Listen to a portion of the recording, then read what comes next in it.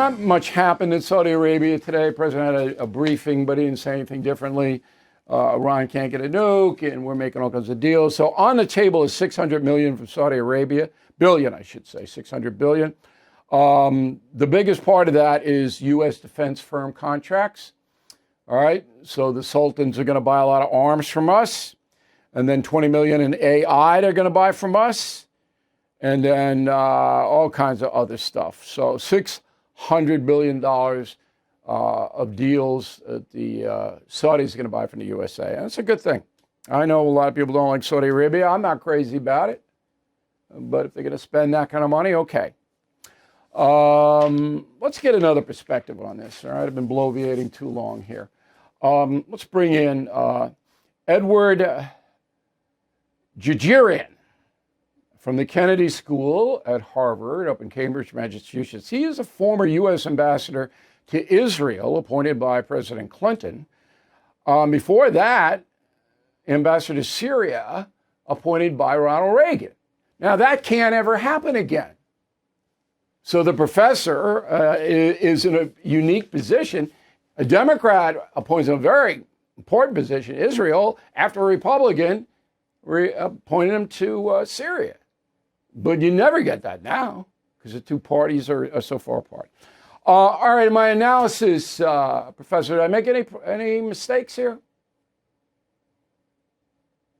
No, I don't think you're getting any mistakes, Bill. I think you characterized President Trump's modus operandi on foreign policy, I think, pretty well. He's, as we know, a transactional president.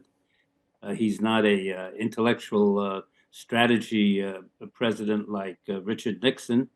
But I like to define his methodology, Bill, as disruptive or constructive uncertainty. What do I mean by that?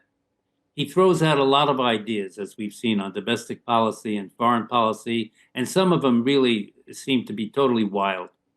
But then it causes in the interlocutor, be it a country or another leader, it puts the interlocutor he's dealing with immediately on the back foot. How am I going to respond to this? And it sort of softens him up for the deal. And then he negotiates the deal. As we've seen on the tariffs with China, we've gone down from 145% down to 30%, and Chinese are putting in 10% against us. And this is his methodology throughout. And I think that's his methodology. I think his principled approach is America first in all dimensions, in domestic and foreign policy. What's good for America's prosperity, security, et cetera. And then the other thing I think is very important, and I may be dead wrong on this, but I really think inherently that Trump is adverse to America's engagement in foreign wars, the Vietnams, the Afghanistans, the Iraq wars. And he doesn't want, under his watch, to be an American president that is mired in yet another, for example, Middle East war. And this, I think, is really critical because when you look at the team he's put together, it's really hard line. Well, I won't call them neocons. Let me jump in. Line. Let me jump in because I know something about this personally. You're absolutely right, 100% right. Trump doesn't want any armed conflict. He'll threaten, he'll be bellicose. We're going to go invade Panama or we're going to do this. But he doesn't want to do it. He won't do it unless we're attacked. And the proof here this week is that he went to the Gulf without consulting Netanyahu in Israel at all. And Netanyahu is an armed confrontation guy. He wants to wipe out every Hamas, Hezbollah terrorist that he can find. Trump doesn't want that. And that's one of the reasons he got the hostage out. Now, not many people know this, but I was directly involved in December of last year in the hostage negotiations. And I can't really explain on television why, but there was a reason that I was involved as a private citizen. And that was when a lot of the hostage laydown happened. Not before Trump was inaugurated because both administrations were involved. And as you know, as former ambassador to Israel, There's so many different factions over there working against each other that Trump has just said, blank this. I'm going to do what I want because I'm the big dog, and they're just going to have to follow in line. That's what's happening over there. I could agree with you. It's exactly what he did, and it's remarkable. There's such a body of public opinion in Israel pressuring Netanyahu to prioritize the remaining hostage releases. I think there are 51 now. 24 alive, they say. 24 and I think alive, that, right. yeah, I think that number is solid because Trump has sent a message to the Hamas people: you lie to me, then I'm going to let Netanyahu loose. So I think it's 24 alive. Right. All right, I have to. I'm using this interview as a personal, and this is kind of like the gutter plane. This is personal to me. I'm going to China in 10 days, and I'm meeting with a lot of Xi's guys. So, I mean, excellent. I'm doing this, again, as a journalist, number one, but as a private citizen, number two. So I'll be carrying some messages over to Beijing. I have no experience with the Chinese. Can I be me over there? Can I just no spin it and say, look, this isn't the deal? Can I do that? Oh, I think you can. I think they've done their homework on you, Bill. Yeah, they invited me. They invited you. They've done on you, and so that's a green light right there. No, I think you can be. I think you can be very open in your characteristic way with the Chinese. But if you're asking my advice, one thing I would do is first I'd listen to what they have to say. Listen and try and convey that you know where they're coming from. You want to hear where they're coming from, and then you listen to what they say, and then you discuss that and see if there's any common ground. No, I will. It's a Q&A at the Beijing Club. I didn't even know there was a Beijing Club. I'm glad it's inside. For every question they ask me, I'm going to ask them a question. That's what it's going to be. So I'm going to do exactly what you recommend. Hey, Professor, it's a pleasure to talk with you. I hope you come back. And if you see anything interesting, just let us know. We appreciate your, realistic view of the world rather than a partisan view. Thank you very much. All right, so the U.S. budget surplus. You don't hear that word, budget surplus. We're always in debt. But again, my job is to report the facts. And here they are. In April, the U.S. government ran a surplus of $258 billion. That compared to a surplus of $210 billion under Biden last year, an increase of 23%. Now, in April, they always run a surplus. Why? Because it's tax day. You got to get your tax. So the most money comes in April. So that's not unusual. But the 23% increase is because of the Trump tariffs. That's the why it increased, $49 billion, because $16 billion of that was taken at the ports of call. So when Trump says we get $5 billion a day, it's a little bit of exaggeration, but he's getting tariffs are bringing a lot of money into U.S. Treasury. You should know that. McDonald's. So everybody remember the McDonald's campaign thing where Trump was at the drive-in window giving McDonald's food to the people, and it was a big hit and all of that. Now, McDonald's is thrown in with Donald Trump. Did you know that?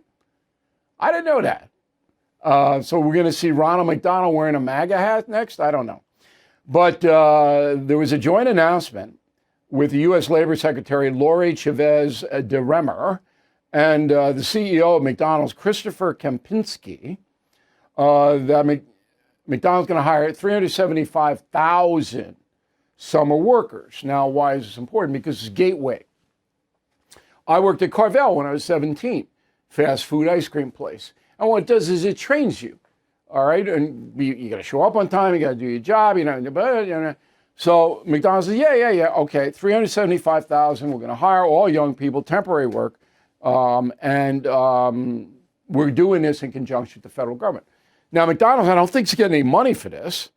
They donated more than $135,000 to Trump in 2020 when he lost.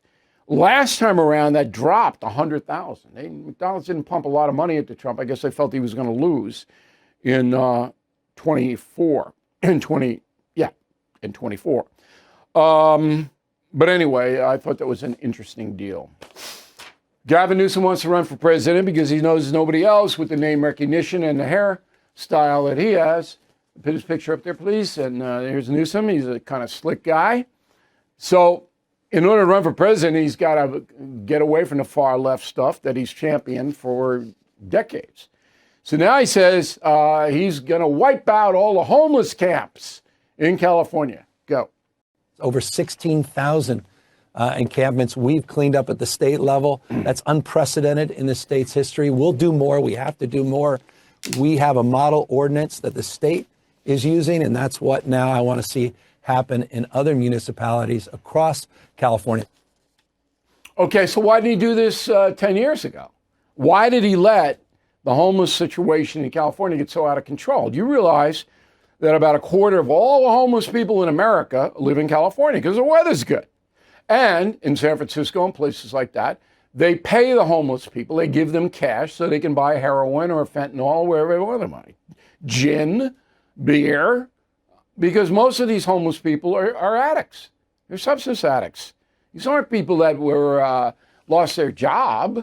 These are people who make a lifestyle out of not being able to support themselves because they spend all their money on substance, on drugs and alcohol. That's what they do. So California is okay, $3.3 billion, which they don't have, for programs for the homeless people. It's a total waste of money. Because what are those programs going to be? Well, they're going to be rehabilitation. Well, according to every survey, most drug addicts don't want to be rehabbed. They like getting high every day. That's what they want to do. And they're going to do it. No matter what you say, unless you force them into rehab, which they do in some countries. Okay. So, but this whole thing comes back down to Newsom wanting to run for president. Okay? And now he's got to be, no. Hey, for 10 years, you let these people run wild, destroy cities, LA, San Francisco, drain the treasury of the state of California. He did nothing. But now, we're going to 16,000. Oh, my God. Anyway, that's coming. You should know it. Hey, folks, listen to what I am about to share with you. It's important. If you suffer from fatigue, memory loss, achy joints, or just find yourself getting sick all the time, then check out Strong Cell. You used to get NADH in an IV, but not anymore. Strong Cell's proprietary formula delivers NADH in a way your body can absorb. It's the first NADH supplement that works. There's over 30 trillion cells in your body. Take care of them so that they can take care of you. Results include a sharper, clearer mind, increased natural energy throughout the day, so no more afternoon crashes. It's an easy daily 2-ounce drink. You'll feel the impact in 3 to 6 weeks. Invest in your health. Visit strongcell.com/Bill. Use code Bill to get 20% off. That's strongcell.com/Bill. Joining us from Washington, Clayton Weimers, the Executive Director of Reporters Without Borders, USA. So what's the biggest problem we have here, Mr. Weimers, with the press? Well, thanks for having me, Bill. Really a pleasure to be on, Sure. But not a pleasure to be talking about how badly the United States has fallen on the index. RSF started doing this in 2002, at which point the United States was 17th in the world. Not bad, I think. You know, as Americans, we would all like that to be higher because we're so proud of our First Amendment. But we've gone in the other direction in recent years, and it's really been the past decade. We've seen a consistent backslide on press freedom in this country across administrations from both parties, Congress changing hands between both parties. So this really isn't tied to one particular political movement. It's really endemic of, I think, Americans starting to take press freedom for granted. I do want to take a step back and talk about how we put together the index. We measure on 5 categories of indicators, and we've seen a decline on all 5 of those categories in the United States. And those are economic, political, legislative, security, and social. And across all 5 of those, we've seen declines in the past decade.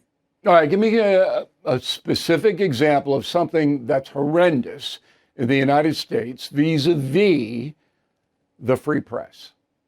Sure. Well, the biggest indicator that's taken a hit in the United States, and frankly, this is true around the world, is the economic indicator. And I think anyone who's been paying attention in recent years, this shouldn't be too surprising because we've seen massive job losses across the news media. We've seen the consolidation of media companies leading to fewer voices in the media landscape. And we're seeing the disappearance of small, independent local news outlets. There's an estimate that on average, 2 local newspapers shut down a week in the United States. And that's leading to a situation where more and more Americans simply don't have access to an independent local news outlet that is based in their community. Yeah, but you use the word independent. Very few of these are. Now, I have the most successful independent news agency in the world by revenue. I mean, there's nobody comes close to us. And the reason we are successful is because, I mean, you could say that I lean traditional, and that's true, but we're not in business to prop up a party or an ideology.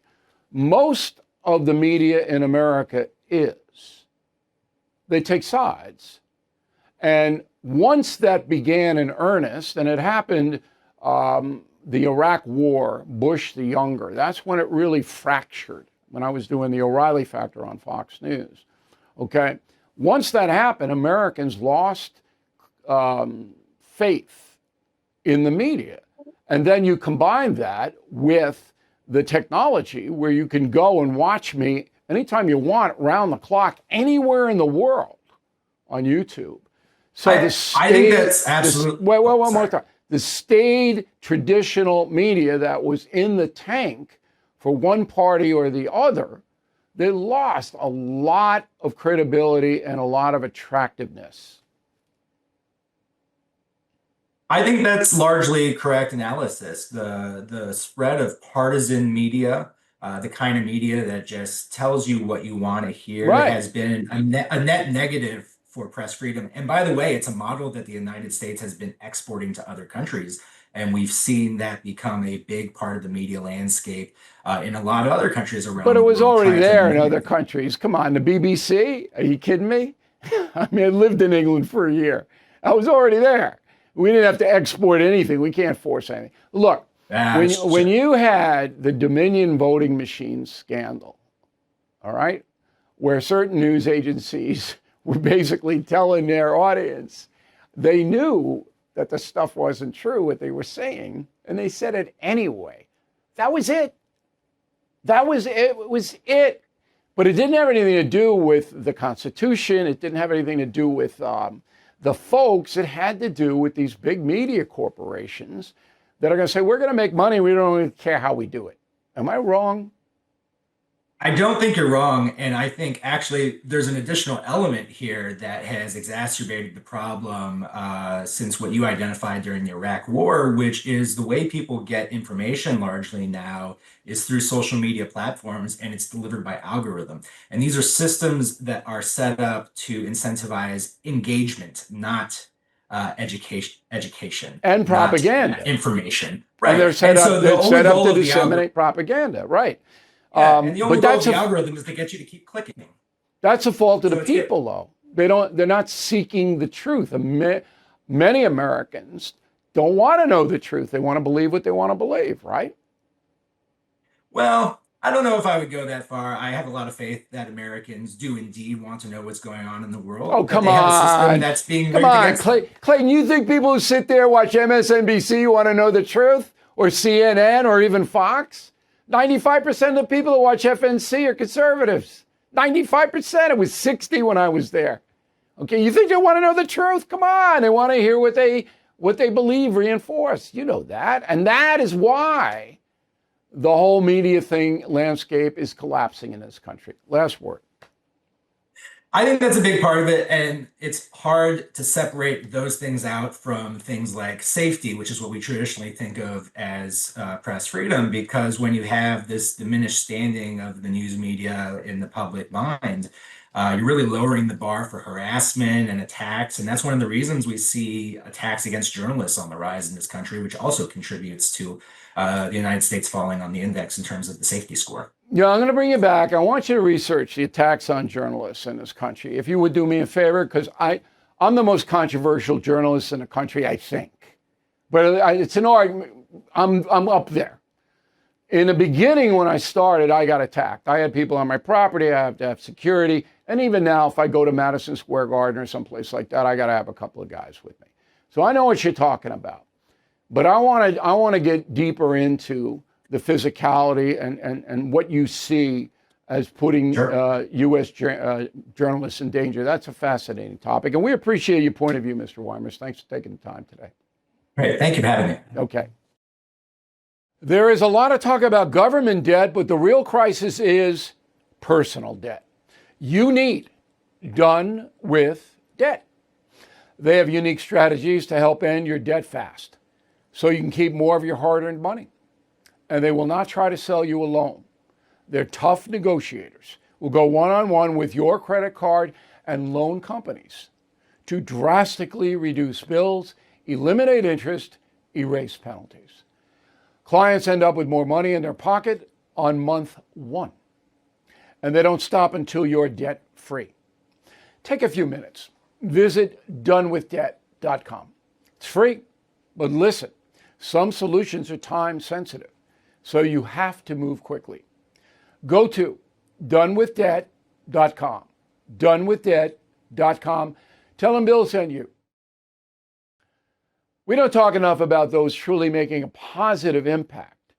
So let's take a moment to discuss Delta Rescue, the world's largest no-kill care-for-life animal sanctuary, home to more than 1,500 rescued animals. It is staffed by trained specialists who provide lifelong care, love, and safety. They do incredible work. But look, it's important to remember that Delta Rescue relies solely on contributions from us. I have donated, and so should you. Their founder, Leo Grillo, built a legacy of dedication and everlasting love for animals. So consider making it a part of your legacy too. Talk with an estate planner. Check out the estate planning tab at deltarescue.org. You can make a difference, even get potential tax benefits. So please visit deltarescue.org today to learn more. deltarescue.org. Smart Life. So I'm the wrong guy to give you this advice. I don't want to be a hypocrite. I am not a patient man. And that's good and bad. I get a lot of things done because I cut through the BS. I got no tolerance for it. But sometimes it's ridiculous, okay? And I'm demanding that things happen. But if you are patient, you are smarter than I am, or more disciplined than I am. However, about a month ago on April 16th, when all hell was breaking loose about these tariffs, this is what I said. Go. Now, the stock market's crazy again today. Again, I reiterate, I'm not doing anything. All right, it's up, down. It's annoying beyond belief.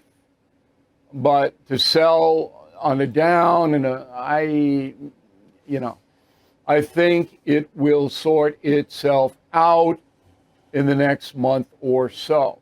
I could be wrong, but that's what I'm doing, which was nothing.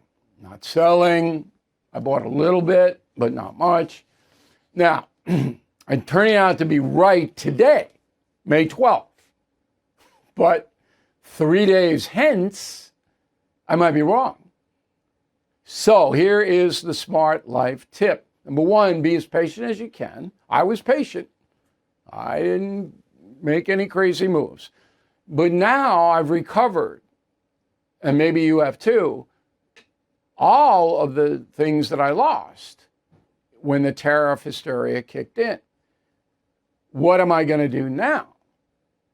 I looked at it today. I looked at my portfolio today and I'm going, I didn't pull the trigger on any sales, but here's a smart life tip.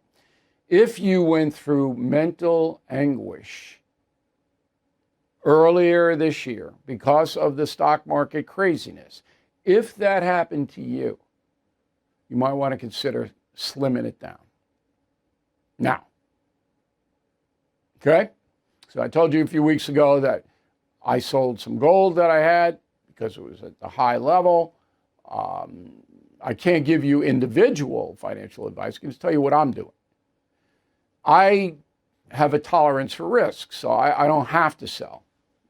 But I know a lot of people who are really almost physically sick about what happened to their portfolios in April.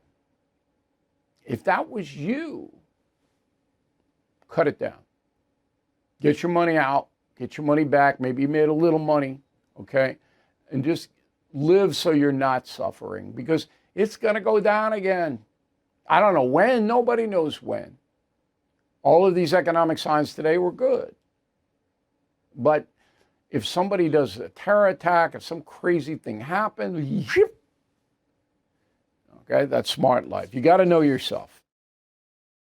Thank you for watching. To view full episodes of the No Spin News anytime, sign up to become a BillO'Reilly.com premium or concierge member today.